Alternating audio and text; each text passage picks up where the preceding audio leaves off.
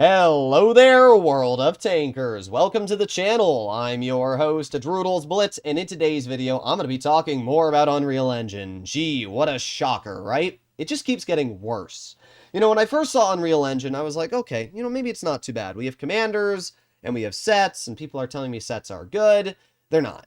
And I'm going to be explaining everything in today's video. We finally have more information on Unreal Engine, and everything that's going around with it. And the reason why is because official content creators from Wargaming are now able to post videos showcasing exactly what's going on with the game. Basically, they have access to open test 2 days ahead of us. So, as always, I'm going to try and make videos and let you guys know exactly what's going on here. So I've gone through all the different content creators' videos, and I have nitpicked some of the most important things to talk about today to showcase just how much Wargaming is planning to screw us with the future development of sets, things that seriously need to be brought up with the player base and canceled immediately. So let's start off with equipping your tank. Fun fact, Wargaming has added a bunch of new currencies into the game, like steel. Take a look at this loadout here, right? This is our normal consumables. Right now, to equip your tank, you use credits. I feel like that's pretty obvious, and yeah, I mean, it's not confusing at all. You earn credits by playing games, you get more credits with premiums, you spend those credits to equip your tank, unlock equipment, consumables, provisions, the basic stuff. Well, credits are still in the game, but now there's steel. You need steel to equip your consumables. We can see it's 3,500 steel for adrenaline, 2,100 steel for a basic speed boost or multi-use repair kit.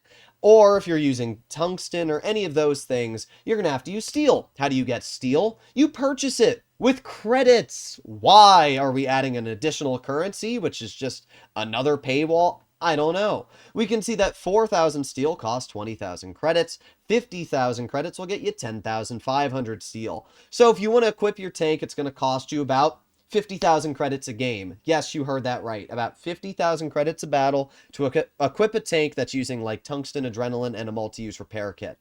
Great job, Wargaming. Let's make the game even more expensive. And not only that, but you have to constantly exchange credits for steel. Why are we doing this? I don't know. This is the dumbest thing I've ever seen. If steel gets put into the final release of Unreal Engine, I'm going to frickin' mauled. This is one of the dumbest things I've ever seen. It's not even like the big things that bother me. It's these stupid little things. Why do we need to add so many different things into the game? And it's not just steel. We have keys. Now, there's different ways of getting keys. You can earn them for free by leveling up your account. Leveling up your account requires you to play games.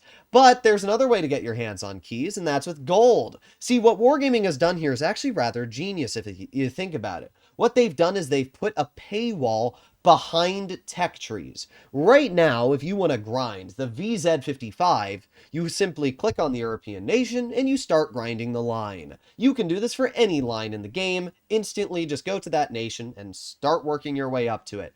However, what Wargaming has thought to themselves is, gee, how can we put a paywall behind free vehicles? Well, keys are their way of doing that. Because sure, you can earn keys for free. You can also buy them though. Because the problem is, you can only earn so many keys at a set level. I'm not exactly sure how you level up your account, but I think Wargaming confirmed that it's going to be by playing games and getting victories. So let's say I currently have just gotten the Baal Châtillon 25 set. Baal Châtillon 25 ton set, right? But I want to also go for a different set. Well, guess what? If you don't have keys in your account, you won't be able to do that. So what Wargaming has theorized is, gee, well, let's make them pay for keys. That way, well, now you have to spend money. It's the dumbest thing I've ever seen. They've literally made a paywall behind tech trees. That's what they've done. They've made it so if you want to research multiple sets at once, you now have to spend money to get keys. And we can see these keys are not cheap either. Flossie's video here showcases how much money it costs to get keys. For 10,000 gold, it's about 10 keys. 37,000 gold gives you 50 keys, right? So that's $100 for 50 keys, but 10,000 gold is equivalent to about 15 US dollars, and it gives you 10 keys, okay? So what does 10 keys get you exactly? Well, we can actually see the sets here. We can see that some of these sets, like this one, is 8 keys. We can see this one is 6 keys, but some of them are actually quite expensive. Some of these sets go upwards of 10 to 12 keys. I'm not exactly sure if he shows them here, but there's some of the sets which are actually rather expensive, and they're literally like 10 to 12 keys to unlock them. Yeah, there you go. This one for the defenders. You have to spend, believe it or not, right? This set here gives you the ability to purchase tanks. There are no tech trees in this set. It's the Defender Corporation set. So you have to spend 12 keys to unlock this set. Then, once you've unlocked it, you have to then spend gold. So as we take a look on the sets here, the sets themselves cost keys. And then if we take a look, you then have to unlock the vehicles. You have to play in the tank. So in case this is a little confusing for you, I'm going a little fast here. Let me break it down, all right? Let me break it down so that we can all understand what we're working with here. You have to level up your account by playing battles so that you can get keys, or you can purchase keys. After choosing the set that you want, you then have to play battles in the tanks in the sets to level up the set. So you can see that the set starts at level 1. We can see that there, the level 1. And then you make your way to level 60. Some of the sets go to level 80, like the 183. And the level corresponds to what level you unlock the tank. So we can see the Jagdpanther 2 is level 60. The Canonian Jagdpanzer is level 55. The Jagdpanther is level 50. That's how the leveling works. You cannot unlock the ability to either play or purchase these tanks until you have reached that level in the set by playing battles with lower tier vehicles that you have unlocked in the set. So you start at level 1, you have to play in that tank until you get to level 5. Oh wait, no, that's a collector. Sorry. You have to play in that tank until you get to level 10, then you can get that tank. And then level 20, 30, 40, 50, and 60. So for example, for that Defender set that I was talking about here, which costs 12 keys, for that Defender set, because all the vehicles are premiums in there, you cannot level up the set. You have to spend money to then unlock the ability to purchase collectors. And by the way, you need to spend gold on them. Oh, and yeah, as we talked about, keys can cost money. So to get 12 keys to unlock the Defender set, if you wanted to get a tech tree unlocked, but you also wanted to get a set like this, which isn't a tech tree, it would cost you about 15 to 20 US dollars to unlock the ability to purchase tanks with gold. I want you to think about that. It's going to cost you 15 to 20 US dollars to unlock the ability to purchase tanks with gold. What are we doing? What are we doing, Wargaming? They said, how heavily can we monetize our game? Crates aren't enough. Let's now make it so that you have to spend money to grind tech trees. And I know some of the CCs are going to be like, oh, but actually, you can earn them for free. There should not be a paywall for vehicles that you would not have had a paywall for before. Why is this a thing? In the past, all you needed to do was click on the tech tree, click on the vehicle you wanted to grind, and boom, you made your way to the final vehicle. The reason Wargaming has put sets into the game is because of the fact they can now charge us money for sets, and they can make the game even more confusing. Absolutely incredible. This is just some big braining from Wargaming here. I don't know what to say. I really don't know what to say. The only thing that's good news is the gameplay is going to be similar. By the way, stats are not going to be available currently in pubs. They are only going to be available in ratings. And I should also mention that apparently you're only going to be able to earn mastery badges and badges in general in ratings. Yes, you're hearing that correct. No longer is Blitz a casual game where you can play the game, chill with your friends, and have fun. Now it is a game where you need to only play ratings if you want to earn badges, awards, and things like that. Also, you can no longer click on somebody's account to see their stats. You can no longer do that. If you want to see somebody's stats, you have to actually, you can't see somebody's stats. I don't know if there's an option to set it so public or private, but Wargaming's trying to basically make it so you cannot see stats anymore. If you're playing pubs, stats don't exist. It's crazy. They're trying to remove skill from the game. They're trying to make the game even more pay to win and pay to progress. They're going to make commanders obviously paid as well. They really said, gee, how much money can we make you pour into this game? And then they just said, yes, commanders will probably cost money at some point. Just like in the past, Wargaming, if you actually look at some OG content Wargaming posted on their channel, they said they never bring crates into the game. Look at how far we got there. There will be paid commanders in the future. I bet you that they will only be accessible behind a paywall at some point. And when you pair that with everything else, it's incredibly stupid. I should also mention you cannot start a training room unless somebody else is joining as well. You have to have 2 people in a training room, one on each team to start a training room.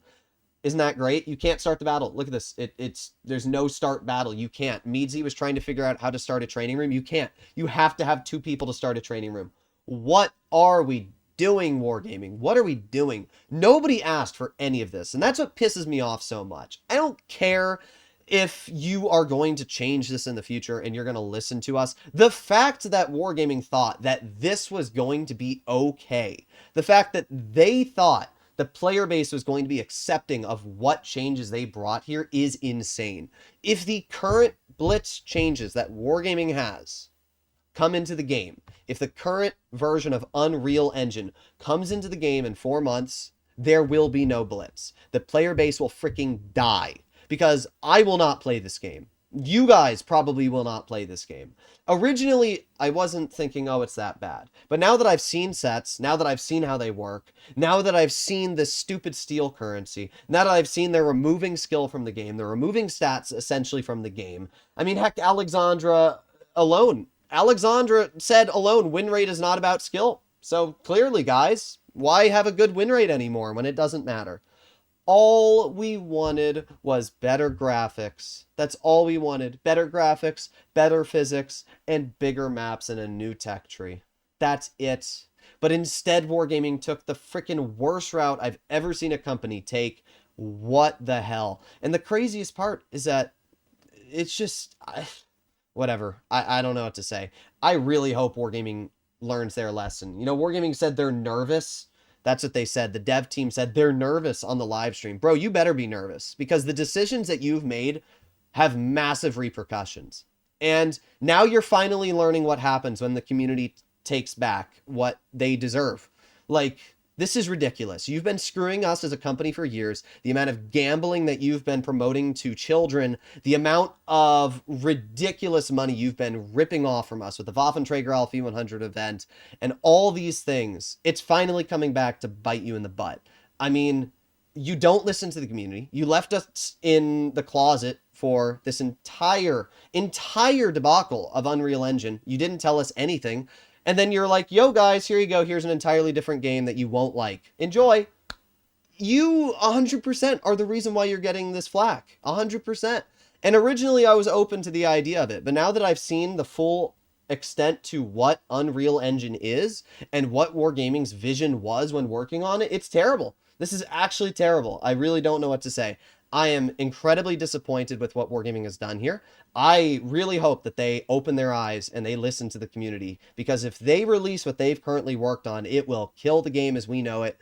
Blitz will no longer exist as what we enjoyed it to be, and I guarantee they're going to lose a lot of their player base. But hey, it's Wargaming's decision if they want to kill the game or not. So go ahead, make your decisions. As always, Wargaming never listens to the community. It took them a year to remove the Sheridan missile from the game. SBMM, they're still putting back into the game. Even though the community absolutely hated it, they're still putting it back into the game. They're removing stats, they're removing skill, they're adding more currencies, they're putting tech trees behind a paywall. This is the worst thing I've ever seen. It really is, you know? Whatever. No words. I have absolutely no words. I'll see you guys in the next one. Bye-bye.